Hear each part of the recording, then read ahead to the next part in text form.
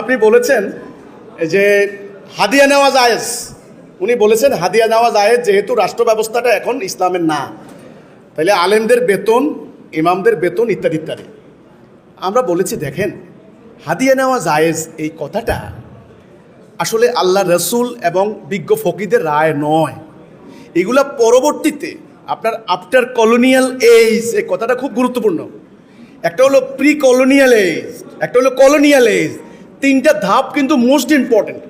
যখন ব্রিটিশ সাম্রাজ্যবাদ আমাদেরকে দখল করলো, তার আগের যে আমাদের ব্যবস্থা আর ব্রিটিশ সাম্রাজ্যবাদের 300 বছরের ব্যবস্থা এবং তারা চলে যাওয়ার পরের ব্যবস্থা, এই তিনটা ধাপ কিন্তু মোস্ট ইম্পর্টেন্ট।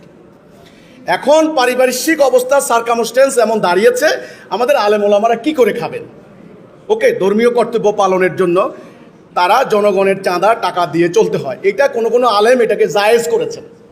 বাট আসল তথ্য, সূত্র, মূল সংবিধান, আসল কথা হচ্ছে এটা জায়েজ ছিল না, এটা জায়েজ নয়।